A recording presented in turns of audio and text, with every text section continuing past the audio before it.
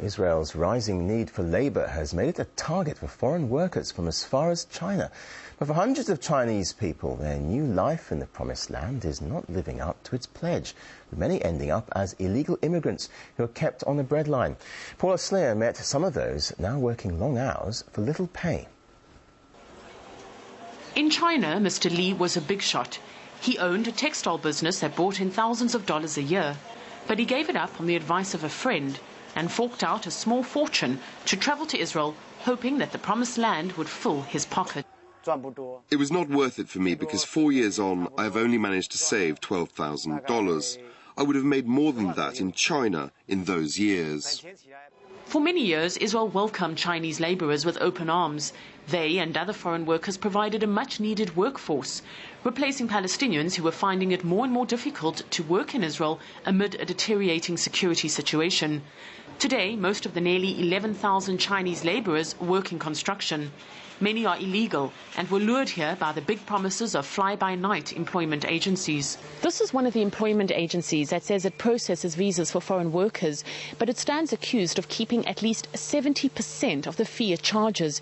We asked a few times for an interview, but they refused. The Israeli government says it can do nothing to stop these companies that are set up to purposely defraud unsuspecting foreign workers.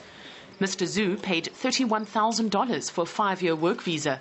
But it turned out to be fake, and after a year he found himself illegal in the country. He now works 14-hour shifts, pockets less than half the Israeli average salary, and is always afraid of being picked up by the authorities. In this caravan we don't even have air conditioning. We cannot sleep, and in some of these small rooms there are 4 of us in there. The conditions are bad.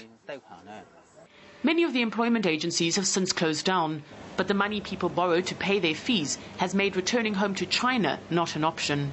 I heard it many times from people who told me if I go back now, I can't go back home because they lose their house, they lose their parents' house, they owe money to so many people that they just can't show their faces. And I know of people who went back to China and didn't return to their hometown. Mai also got caught. She'd only just stepped off the plane when she was fired for not speaking English or Hebrew.